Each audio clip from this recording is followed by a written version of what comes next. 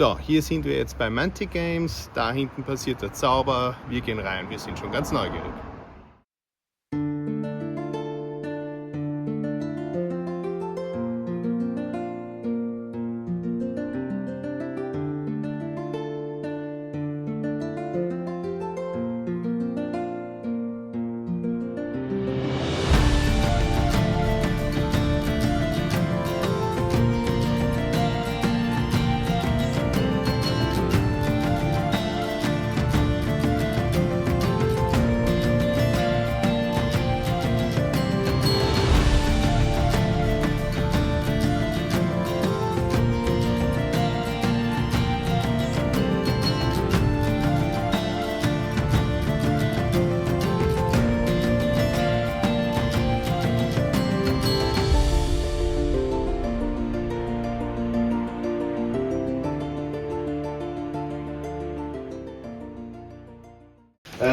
So, we've got here back tank 1, back tank 2, and then you've got one person stripping moulds there, one person stripping moulds over here. We've got 16 tanks. So in the tank, you usually have 2 moulds like that. Sometimes, we haven't got any on at the minute, oh, here we go. Sometimes we'll have bigger ones, so you just get one mould. Essentially, the process is whoever's here on the resin gun actually casting, take 2 of these, Drop it closer if you go. into the tank like that. Now the resin gun, not being used at the minute, but normally have a nozzle on like that. And what that does, you can see inside there, as soon as you squeeze the trigger, compound A, compound B of the resin come through here, spiral around, and that essentially mixes the resin for us, whereas previously we'd be mixing it by hand. It takes an awful lot longer.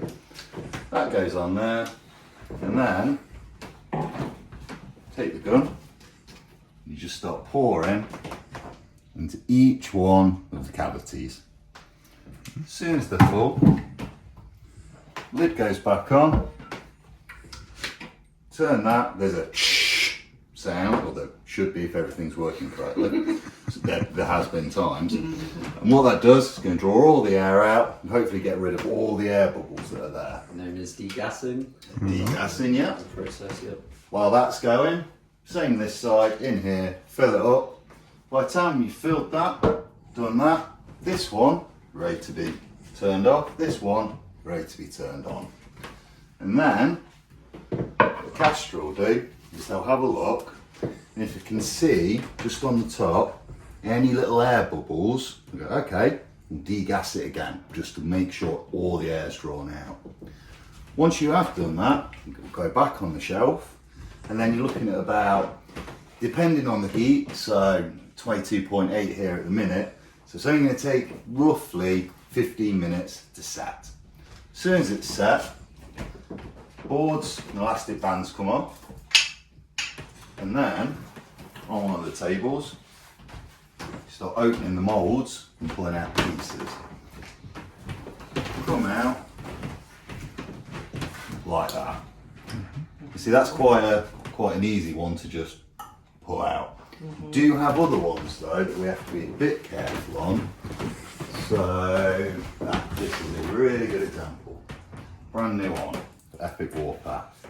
Now with these, the tentacles and the way it sits in the mould, you can't just open and pull out, because it will snap or it will pull, and then instead of the tentacle being that long, it'll be about that long and no good. So that's where you kind of have to little bit, and then ever so gently pull it out. Do it too fast, you're not going to get the piece. And then you've got others that are chunkier pieces. You get a big chunky piece of resin like that, normally on the front here or on the sides. If you don't leave it long enough, it's not set, and it will never ever set. You could leave it for days and days, it just won't do anything. So again, if you've got, you've got a mould that's got big chunky pieces in, So you just pick it up, you go, you know what, I'm going to leave that an extra 5 minutes.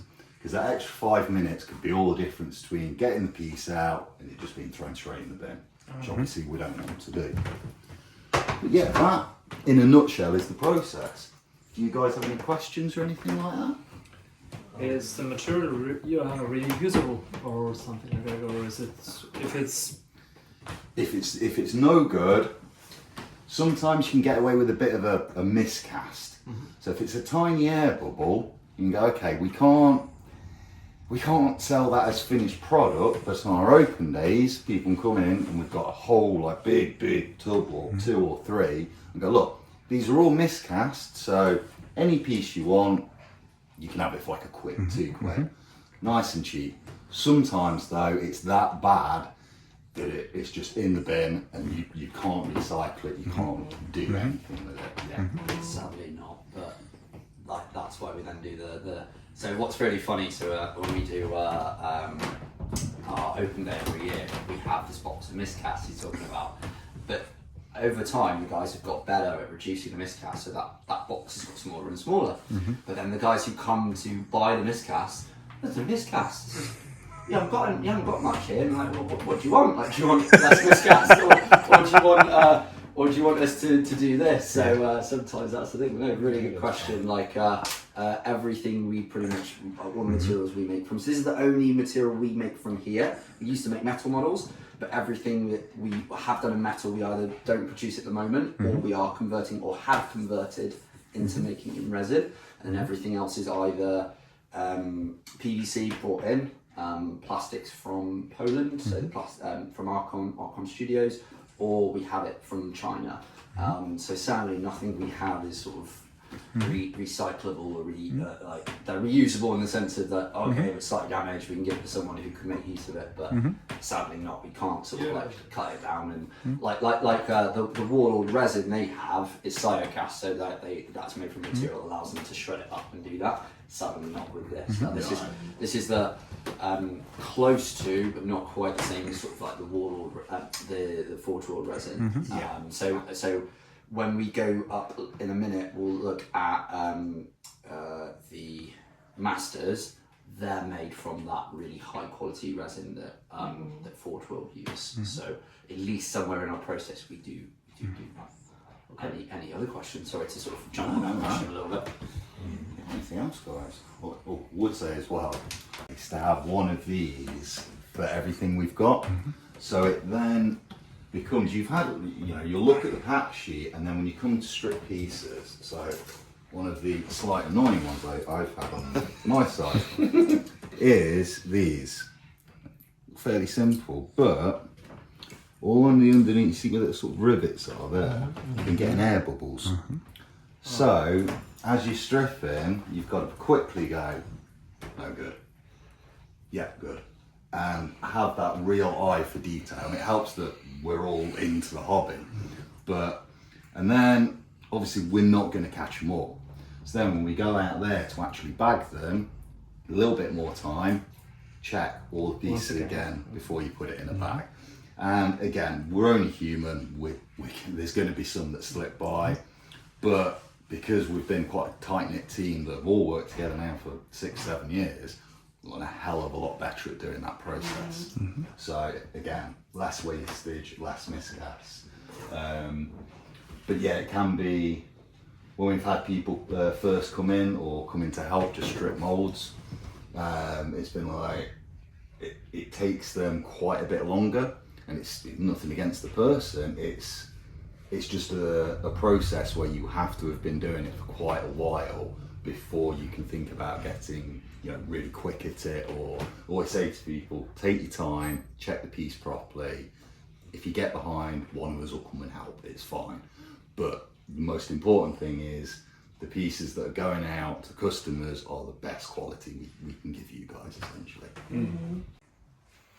So, grüße euch, hallo, und unsere nächste Station, wir sind hier mitten im Foyer von Mantic Games. Eigentlich eine Station, auf die ich mich wirklich sehr gefreut habe. Man sagt ja, Mantic Games ist der Kronprinz, und wir waren sehr neugierig, ob dem auch wirklich so ist. Wir haben eine tolle Führung durch die verschiedenen Abteilungen der Firma bekommen. Wir konnten wirklich mit den Angestellten plaudern und sie haben uns vom Designprozess bis zur Fertigung, bis hin zum Lager und zur Distribution sehr viel erklärt. Das, was mir besonders gefällt, ist, wenn man hier reinkommt, dann hat man auch eine kleine Ausstellung von dem, was sie hier im Angebot haben. Sehr viel wird einem auch ein bisschen mit einem Augenzwinkern gesagt, so hinter dieser Tür da drüben, da wird jetzt gerade fotografiert, das sind die neuesten geheimen Modelle im Werden. Ja, also das ist schon was Schönes, wenn man sieht, dass das hier auch so läuft. Man hat einen schönen großen Spielbereich, der ist vermischt hier mit dem Einkaufsbereich.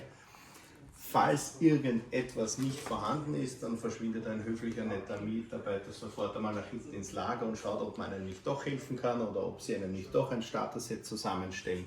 Also das ist wirklich schön. Eines möchte ich auf jeden Fall mal sagen. Mantic hat doch einen Haufen Miniaturen, wo manche gesagt haben, also die allerersten Iterationen, die waren wirklich nicht so überzeugend. Zwerge, das kann man hier ja sagen. Also wir haben auch den Master-Gussrahmen der Zwerge gesehen. Das Notler hat gleich gemeint, den muss er jetzt hier vernichten, ja, weil das kann nur besser werden. Aber die Qualität der aktuellen Modelle weiß immer mehr zu überzeugen. Das ist ganz, ganz, ganz toll. Und vor allem, so wie die bemalt worden sind, Wahnsinn. Ja. Also ich glaube, da hätten einige ihre Freude gehabt. Und sie ergänzen wunderbar das, was andere Firmen nicht haben. Also, wenn ihr hier in der Gegend seid, wenn ihr Nottingham besucht, meiner Meinung nach ein ganz dringender Tipp, kommt unbedingt her, auch zu Mantic Games. Ihr bekommt eine wunderbare Führung, wenn ihr einen Blick hinter die Kulissen wollt.